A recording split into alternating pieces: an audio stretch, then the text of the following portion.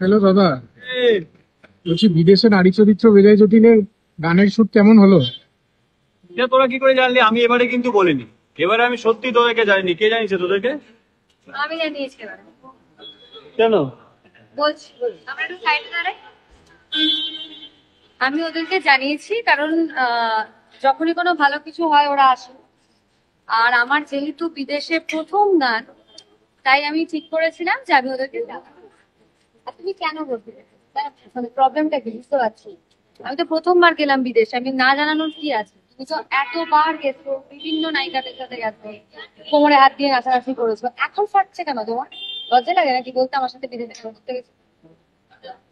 না, আমরা ঠিক করেছিলাম না এবারে আর ওই বলবো না ওই আর। না, আমি ঠিক করেছি এবারে বলবো, কারণ আমার প্রথমবার তো। যাই হোক, সরি, মাথাটা ফুস করে গরম হয়ে গেছে। আহ খুব ভালো গান হয়েছে আর খুব এনজয় করেছি। আর গান খুব তাড়াতাড়ি আসবে, তোমরা দেখো।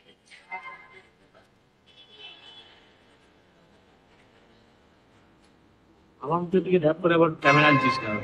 কেস খাওয়ার পর ফাটছে ফাটছে সব তো কোথা থেকে শিখেছে ভগবান জানি।